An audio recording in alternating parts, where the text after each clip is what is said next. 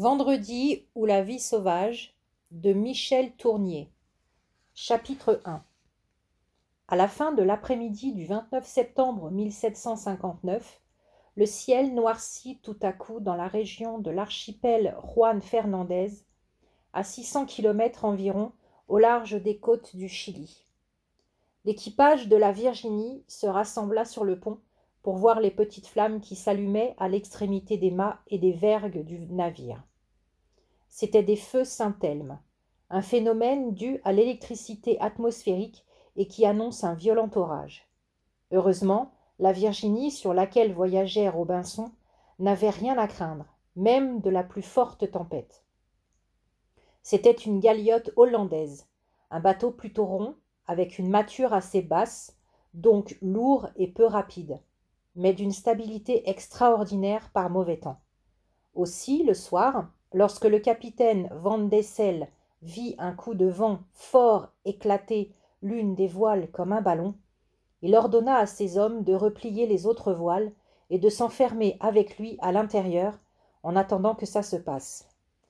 Le seul danger qui était à craindre, c'était des récifs ou des bancs de sable, mais la carte n'indiquait rien de ce genre et il semblait que la Virginie pouvait fuir sous la tempête pendant des centaines de kilomètres sans rien rencontrer. Aussi, le capitaine et Robinson jouaient-ils aux cartes tranquillement pendant qu'au dehors l'ouragan se déchaînait. On était au milieu du XVIIIe siècle, alors que beaucoup d'Européens, principalement des Anglais, allaient s'installer en Amérique pour faire fortune. Robinson avait laissé à York sa femme et ses 2 enfants pour explorer l'Amérique du Sud et voir s'il ne pourrait pas organiser des échanges commerciaux fructueux entre sa patrie et le Chili. Quelques semaines plus tôt, la Virginie avait contourné le continent américain en passant bravement le terrible cap Horn. Maintenant, elle remontait vers Valparaiso, où Robinson voulait débarquer. « Ne croyez-vous pas que cette tempête va beaucoup retarder notre arrivée au Chili ?» demanda-t-il au capitaine en battant les cartes.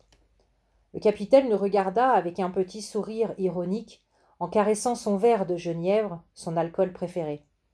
Il avait beaucoup plus d'expérience que Robinson et se moquait souvent de son impatience de jeune homme. « Quand on entreprend un voyage comme celui que vous faites, lui dit-il après avoir tiré une bouffée de sa pipe, on part quand on le veut, mais on arrive quand Dieu le veut. » Puis il déboucha un tonnelet de bois où il gardait son tabac et il y glissa sa longue pipe de porcelaine. Ainsi, expliqua-t-il, elle est à l'abri des chocs et elle s'imprègne de l'odeur mielleuse du tabac. Il referma son tonnelet à tabac et se laissa aller paresseusement en arrière. « Voyez-vous, dit-il, l'avantage des tempêtes, c'est qu'elles vous libèrent de tout souci. Contre les éléments déchaînés, il n'y a rien à faire. Alors on ne fait rien, on s'en remet au destin. » À ce moment-là, le fanal suspendu à une chaîne qui éclairait la cabine accomplit un violent arc de cercle et éclata contre le plafond. Avant que l'obscurité totale se fasse, Robinson eut encore le temps de voir le capitaine plonger la tête la première par-dessus la table. Robinson se leva et se dirigea vers la porte. Un courant d'air lui apprit qu'il n'y avait plus de porte. Ce qu'il y avait de plus terrifiant après le tangage et le roulis qui duraient depuis plusieurs jours, c'était que le navire ne bougeait plus du tout. Il devait être bloqué sur un banc de sable ou sur des récifs. Dans la vague lueur de la pleine lune balayée par des nuages, Robinson distingua sur le pont un groupe d'hommes qui s'efforçaient de mettre à l'eau un canot de sauvetage. Il se dirigeait vers eux pour les aider quand un choc formidable ébranla le navire. Aussitôt après, une vague gigantesque croula sur le pont et balaya tout ce qui s'y trouvait, les hommes comme le matériel.